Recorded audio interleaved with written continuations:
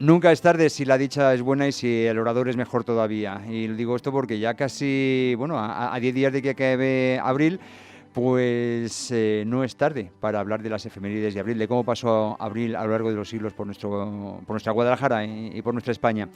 Y por eso, pues un mes más, está aquí nuestro cronista Mariano Navarro, que es quien investiga todos estos temas y quien nos los expone aquí en Es la Mañana de Guadalajara. Muy buenos días, Navarro, y bienvenido. Navarro, uy, te llamo por el apellido. Muy buenos días, Mariano Navarro, No, y bienvenido de nuevo a Es la Mañana de Guadalajara. muchas gracias, José Luis. Buenos días. Sí, bueno, al final es como me llamaban en el colegio. ¿Ah, Ya sabes sí? que en los colegios siempre era por el apellido. Sí, Sí, sí, sí, sí, sobre no, todo es en los internados, sí.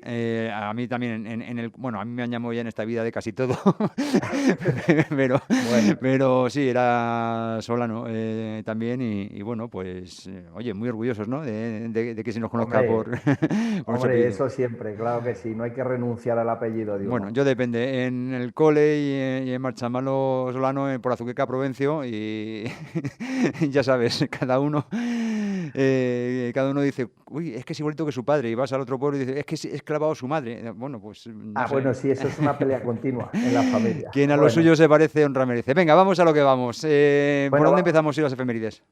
vamos, mira, vamos a hacer una visión un poco, porque también hay muchos eventos, como muchas efemérides, como todos los meses, y vamos a hacer un poco más deprisa que otros días y luego, si tenemos tiempo, nos centramos en algo en particular, ¿vale? Venga, Pero mira, vamos a empezar por algo que, aunque sucedió en marzo, el 23 de marzo de 1904, aquí en Guadalajara, es un acontecimiento realmente importante. De hecho, es el acontecimiento que fue el germen de la aviación española, de la aviación militar ujú, española. Y es que, aunque se iniciaron las primeras pruebas en el 23 de marzo de 1904 en la estación aeroespacial militar que está en la calle Francisco Aritio, es el edificio antiguo que hay junto al barrio de los Manantiales.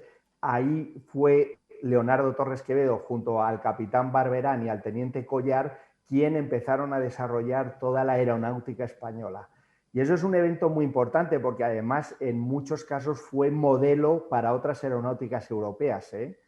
Y parece mentira que un hecho tan importante como ese le tenemos aquí y fuera del estamento militar, que siempre tiene exposiciones y conferencias donde lo muestra, pues no se da la importancia que de verdad tiene, porque en toda esa zona, ya te digo, donde Francisco Aritio, la zona de los manantiales, fueron los primeros ensayos de globos aerostáticos.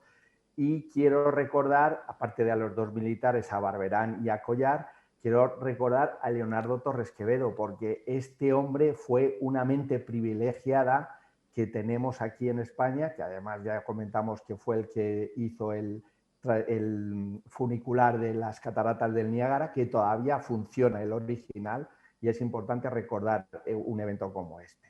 Vale, dicho esto, ahora nos vamos a ir muy atrás, nos vamos a ir al 28 de abril del 711. Solo un apunte al respecto de Sí, lo que has comentado.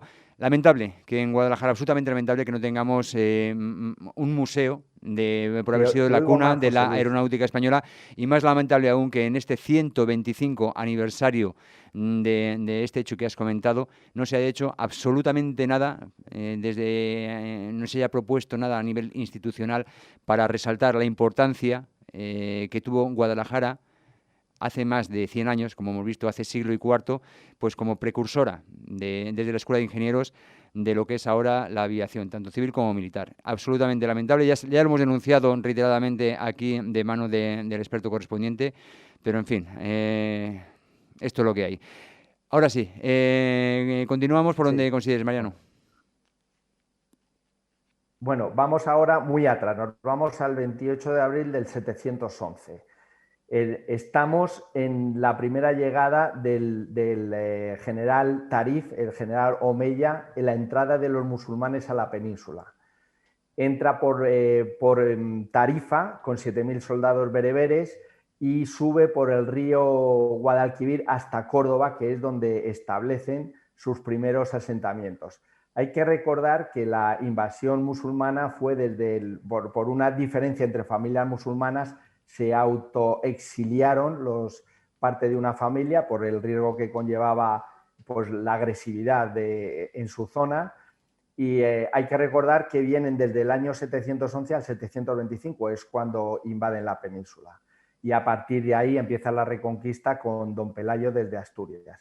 Entonces, este es un hecho importante también porque finalmente esto pasó en julio, no en este mes, pasó en un mes de julio, pero ahí el general Omeya Tarif derrotó a las tropas castellanas del rey Rodrigo en la batalla de Guadalhorce.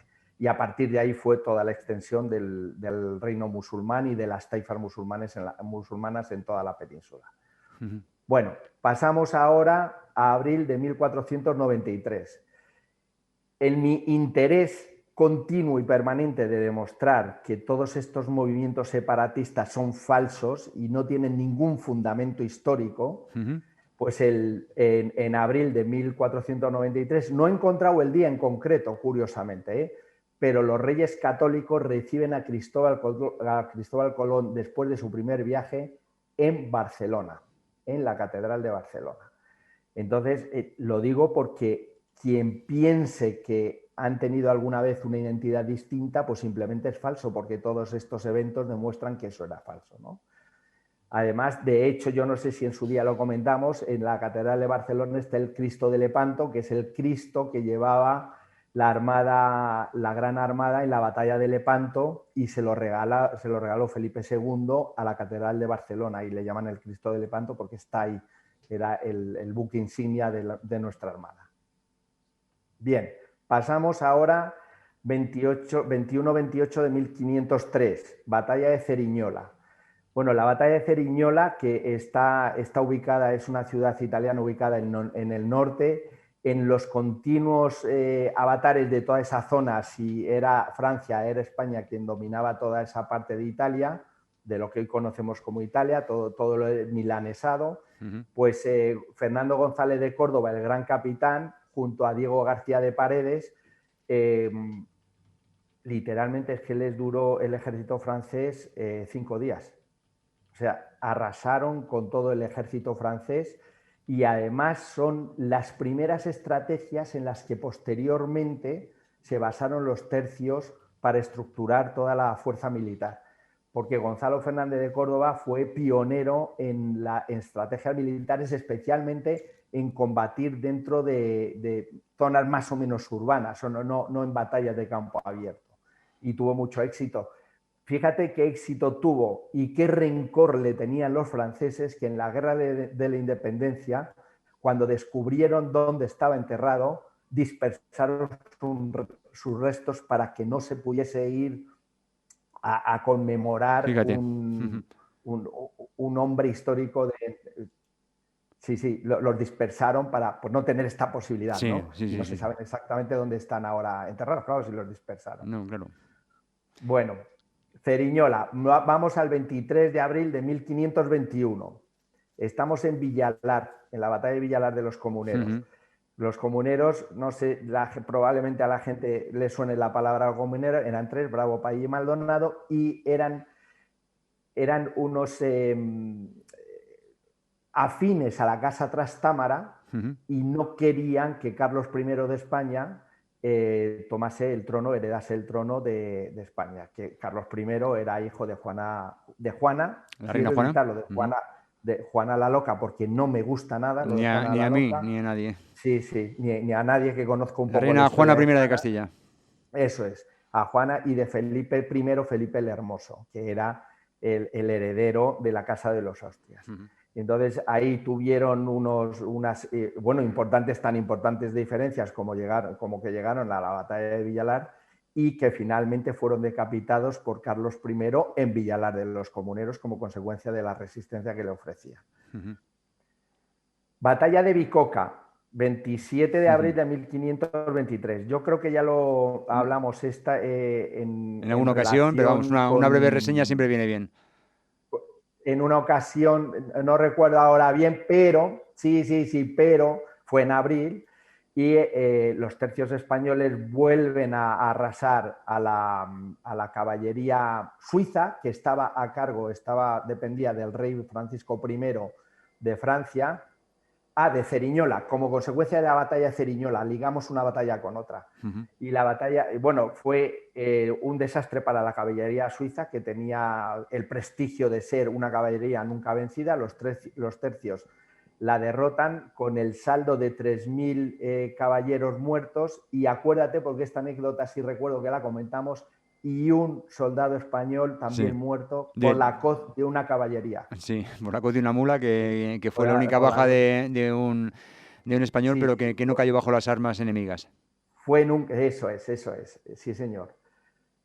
1547, en Nürnberg, la batalla de Nürnberg. Seguro que hay mucha gente que recuerda la película El Capitán a la Triste, que empieza atravesando el río Elba hacia las posiciones del enemigo. Pues esa es una secuencia de la batalla de Nürnberg, donde los tercios, volvemos con los tercios. Claro, es que los tercios durante más de 100 años dominaron el campo de batalla europeo.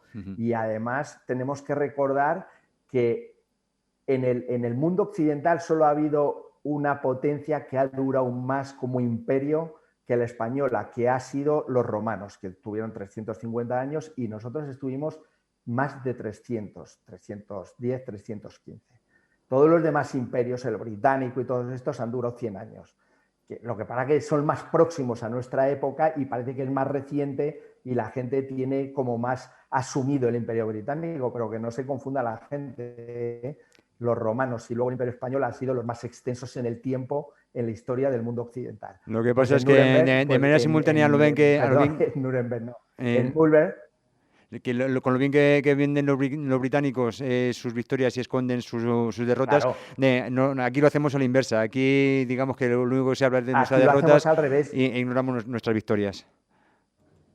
Claro, ellos lo hacen bien, quien lo hacemos mal somos nosotros. Claro. Lo de cargar, fíjate lo malos que fueron los españoles, tal no es ni más ni menos que lo que hablábamos antes, otra maniobra de dispersión, otra maniobra de ocultar, decir, bueno, fijaros en lo que hicieron estos, sea verdad o no lo que os estamos contando, para que así no os fijéis en el exterminio que hicieron los norteamericanos, y del cual están tan orgullosos, ¿no? O sea, cuantísimas películas en las cuales los indios eran los malos y había que acabar con ellos. O sea, fue un absoluto exterminio lo que se propuso desde el resto de países europeos que entraron en Norteamérica. Sin embargo, en España, tanto en Norteamérica, Centroamérica, Sudamérica, el factor común fue el mestizaje desde el primer momento y el reconocimiento como ciudadanos castellanos de pleno derecho de todos aquellos habitantes de las tierras que se iban encontrando, ¿no? Que se hicieron salvajadas, por supuesto, también esto no significa, pero que fueron los españoles los únicos. No, vamos a ver, vamos a llamar a las cosas por su nombre y vamos a encontrar el por qué las cosas se nos han contado del modo que se nos han contado, es decir, no. Claro, bueno. Vale, muy rápido. Bueno, 3 acontecimientos más. Bueno, sobre esto no era política de España, eso, otra cosa es que luego hubiese algún sujeto que lo hacía. 3 acontecimientos más. El 14 de abril de 1931 se declara la Segunda República. En mi opinión, una época de España mala, donde hubo una muy mala administración y que como consecuencia de la mala administración pues nos llevó a la guerra civil, ya está. No voy a poner quién tiene más culpa, quién tiene menos, pero desde luego esa época convulsa nos llevó a ese vergonzoso episodio histórico que deberíamos de haber tenido borrado en nuestra historia. El 1 de abril de 1939 termina la Guerra Civil Española, y algo que quiero que la gente también sepa, con todo el problema que hay con Ceuta, Melilla y Marruecos, el 7 de abril de 1956 es cuando se funda el Reino de Marruecos, después del protectorado de Francia y de España. El Reino de Marruecos es un reino muy reciente, donde no existían tribus de bereberes, de todo, pero lo aglutinaron en un reino nuevo. Lo digo porque cuando los marroquíes o el sultán de Marruecos reclama Ceuta y Melilla, pues es que Ceuta lo conquistó Portugal en 1415 y luego pasó a manos de España cuando en la época de Felipe II se unieron los dos países y ya en 1580, estuvimos desde 1580 a 1640, ya en 1640 se quedó Ceuta también en manos de España. Es curioso ver cómo el escudo de Ceuta es muy parecido al de Portugal. Y Melilla fue conquistado por la corona de Castilla en 1497. Es decir, que la gente debe de saber que sobre Ceuta y Melilla el Reino de Marruecos no tiene ningún derecho histórico, porque es muchísimo anterior a que Marruecos existiese. Con lo cual, para que quede claro que todas estas reivindicaciones de los vecinos marroquíes, con los cuales, como con todos los vecinos, nuestra obligación es llevarnos bien, no hay que darles pábulo y no hay que consentir que manipulen la historia. Es que esto me pone muy nervioso, lo de la manipulación de la historia. Efectivamente. Y que cada vez está más generalizado y que cada vez la gente se interesa menos por cómo fueron los hechos y se interesa más por cómo se los cuentan desde determinadas tendencias políticas. Mariano Navarro, muchísimas gracias por esta nueva revisión que nos has ofrecido y ya hablamos en unos días de las efemérides, pero de las de mayo, ¿de acuerdo? Muy bien, muchas gracias. Un abrazo a todos.